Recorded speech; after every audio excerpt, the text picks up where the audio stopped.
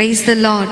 మన ప్రభువును ప్రియ రక్షకుడైన దేవుని నామమున మీ అందరికీ కూడా ఉదయకాల శుభములను తెలియచేస్తూ ఉన్నాను.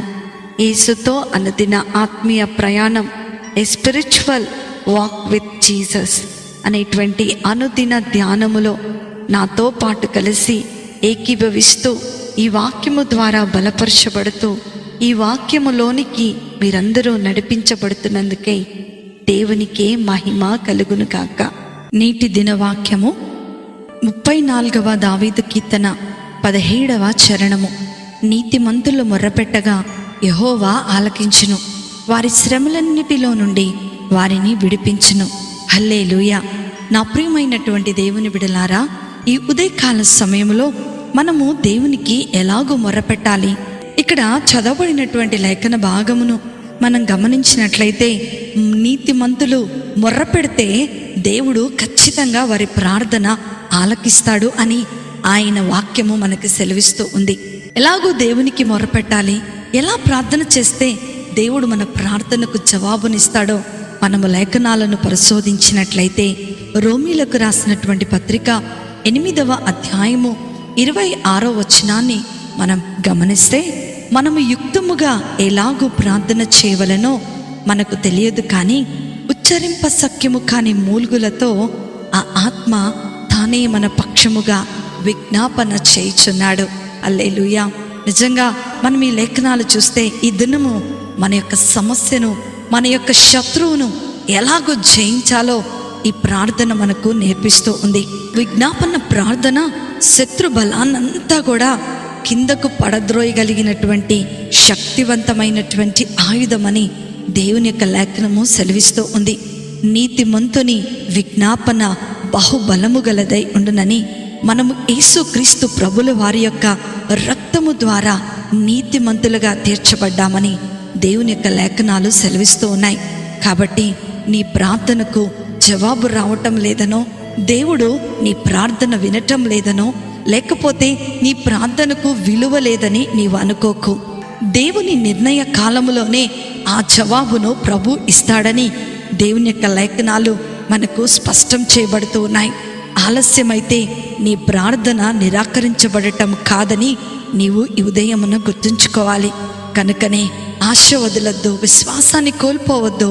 నీవు ప్రార్థన చేసేదానవుగా, ప్రార్థన చేసేవాడవుగా ఉండాలని దేవుని యొక్క వాక్యము సెలవిస్తూ ఉంది. ఇందుకు చక్కటి ఉదాహరణ యాకోబు పత్రికలో మనం చూస్తున్నట్లయితే, ఏలియాను గురించి దేవుడు ఒక చక్కటి మాటను మన కొరకు రాయించి ఉన్నారు.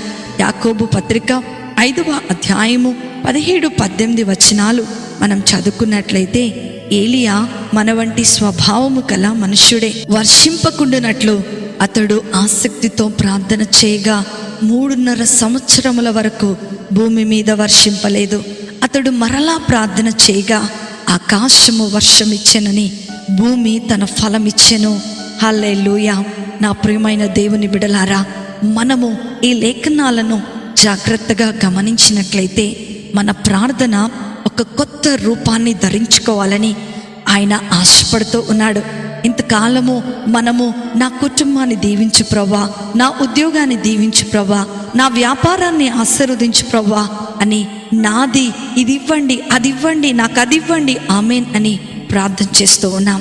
కానీ ఈ ఉదయకాల సమయంలో నీకు నాకు ఒక ప్రార్థన నేర్పిస్తున్నాడు. నీ ప్రార్థన అంతా నీ గురించే అయితే అది స్వార్థపూరితమైనటువంటి ప్రార్థన.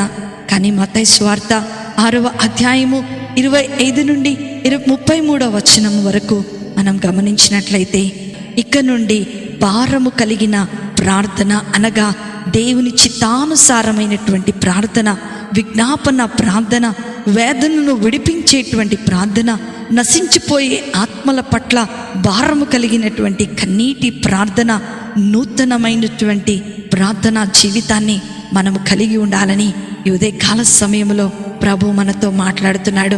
విశ్వాసం ఉంచకుండా మనం ప్రార్థిస్తే ఆ ప్రార్థన వ్యర్థమే.